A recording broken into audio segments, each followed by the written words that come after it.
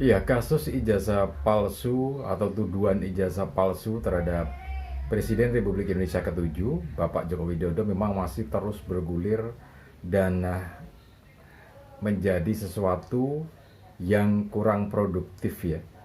Ada beberapa catatan yang terkait dengan perkembangan terbaru dari kasus tuduhan ijazah palsu terhadap Presiden Republik Indonesia ke-7, Bapak Joko Widodo ini ya.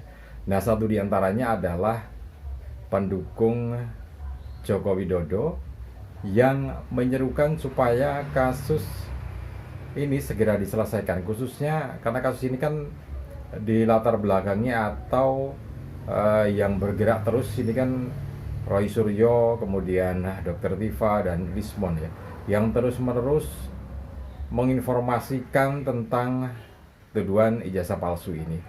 Nah, ini yang kemudian sampai saat ini jadi uh, ini apa, kisruh, kemudian juga jadi gaduh gitu kan, seperti itu.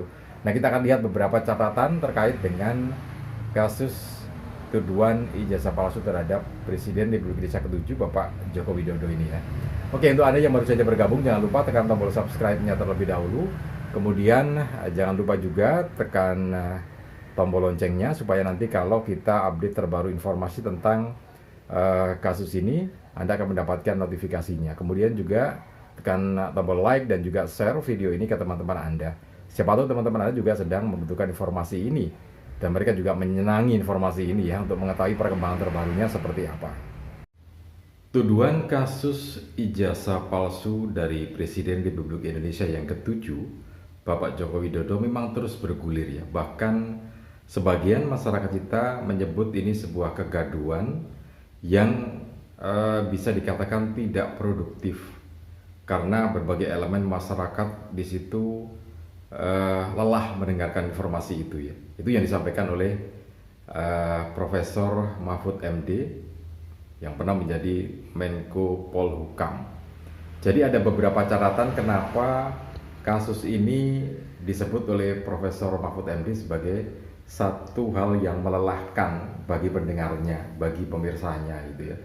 Nanti akan kita buka lagi. Tapi yang menarik adalah dari dua kubu ini, baik Roy Suryo dan kawan-kawan yang kemudian netizen menyebutnya sebagai teroris, Dr. Tifa, kemudian Roy Suryo dan Rismon ya, ini terus-menerus melakukan kampanye tentang tuduhan ijazah palsu Presiden Republik Indonesia yang ke-7, Bapak Joko Widodo. Terus-menerus melakukan itu tiap hari gitu ya. Nah, kemudian dari orang-orang yang jengah dengan tuduhan-tuduhan yang seperti ini, diantaranya adalah ada P4 ya, jadi ada 500 perempuan yang menyatakan supaya pihak kepolisian ini segera membereskan atau merampungkan kasusnya teroris ini ya, Dr. Tifa, kemudian Roy Suryo dan Rismon ini, supaya segera jadi tersangka gitu ya. Maksudnya seperti itu. Dan kalau tidak segera diselesaikan, mereka akan berdemo dengan menggunakan BH dan celana dalam gitu ya. Nah, ini juga jadi menarik perhatian karena semuanya kemudian jadi memberikan perhatian terhadap ini, meskipun jadi simpang siur ya, tindih, karena antara yang berbicara dengan yang mendengarkan itu berbeda persepsi.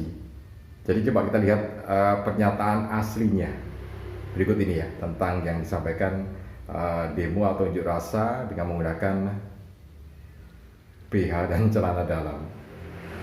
Ribut, jadi sudah terjadi perpecahan antar anak bangsa, di mana masalah ijazah ini sudah sangat menjadi hal yang negatif ya. Di TikTok itu sambil caci memaki, sambil menghujat setiap hari.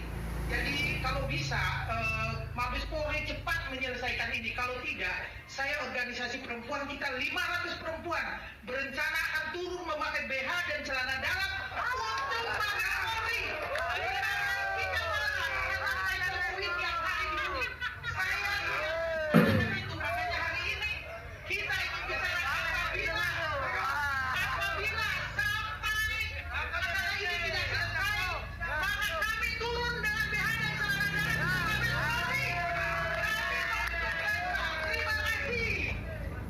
Nah, dari pernyataan ini kemudian heboh gitu ya. Orang-orang menunggu ada banyak wanita atau perempuan jumlahnya 500 kemudian mereka hanya menggunakan BH dan celana dalam. Padahal orang ini menyatakan akan demo dengan menggunakan BH dan celana dalam, berada dengan celana dalam gitu ya. Bukan hanya, tidak ada kata hanya, di situ menggunakan. Artinya secara terminologis memang benar. Jadi keseharian seorang wanita yang menggunakan BH dan celana dalam kan begitu ya. Itu hal yang lumrah. Tetap menggunakan pakaian secara umum, tapi sudah menjadi kadung heboh ya, karena ya tadi itu klarifikasinya ya memang sudah tiap hari begitu kok. Nggak ada yang aneh, hanya permainan kata kan gitu ya. Oke, itu yang bikin heboh. Kemudian ini tidak produktif lagi, artinya urgensinya apa gitu ya, nggak terlalu ini ya.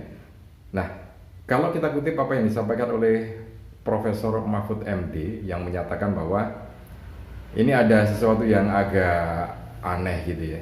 Jadi yang namanya penelitian itu bukan satu, penelitian itu mestinya jumlahnya banyak. Misalkan maraknya kasus ijazah palsu, nah itu lebih menarik. Kenapa? Karena marak, kemudian kenapa jadi marak kan gitu, ada penelitiannya.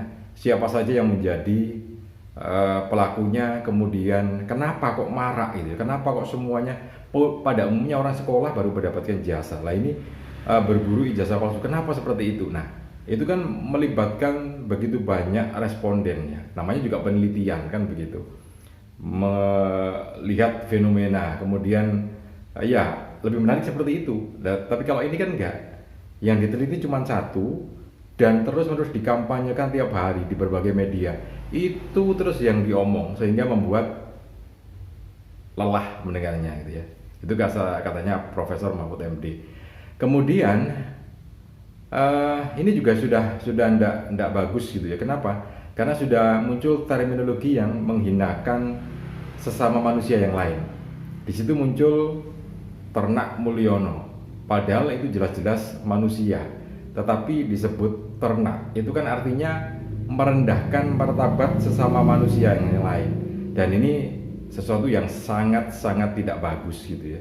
Sangat-sangat tidak bagus karena sesama manusia kemudian merendahkan yang satunya, padahal kan nggak boleh. Jangan-jangan yang merendahkan itu lebih rendah daripada yang direndahkan, atau yang direndahkan itu lebih mulia daripada yang merendahkan. Jadi seperti itu. Ini yang kemudian jadi catatan buat kasus ini. Nampaknya memang harus segera diselesaikan, dituntaskan gitu ya, karena muncul hal yang tidak bagus itu. Oke, mudah-mudahan ini bisa jadi bermanfaat untuk kita semua. Salam dan sukses selalu.